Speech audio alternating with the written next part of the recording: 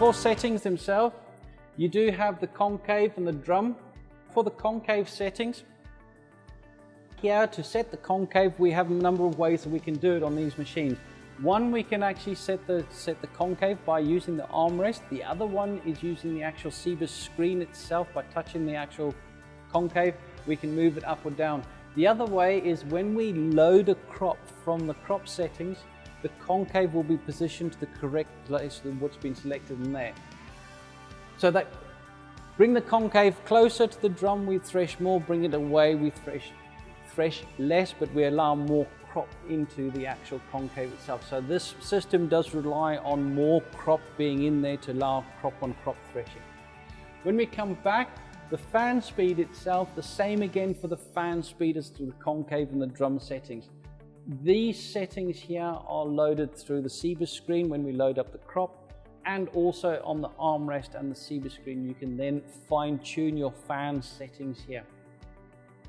When we go back to the rotor cover plates here we have the rotor cover plates. We have the front one and the back one, and these, what we do is we can close them one and or the other one, which means that the crop will stay inside the rotor cage just for that little bit longer to either thresh it more, and also if you do have a very dry, trashy crop, by closing the bomb doors we keep that trash inside the rotor cage a little bit longer, so that most of it does come out the back of the machine, as in the trash itself, and it doesn't end up overloading the prep trays and the sieves themselves.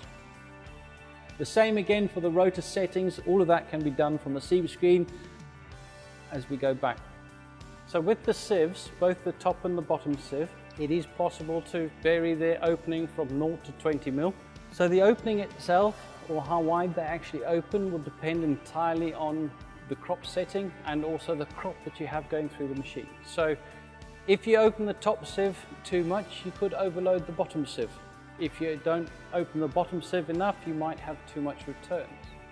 So what we're looking for is a fine balance between the two, not too close so that we actually start losing material over the back of the combine, and not too open so we actually overload the rest of the combine.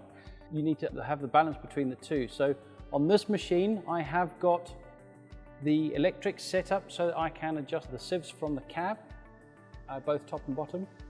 If you have got the manual one, then at the back here there'll be a lever, one for the top and one for the bottom sieve. On top of the main sieve opening, this handle here and the one on the right hand side, we can open or close the rear of the sieve just to give us that extra little bit at the back of the sieve.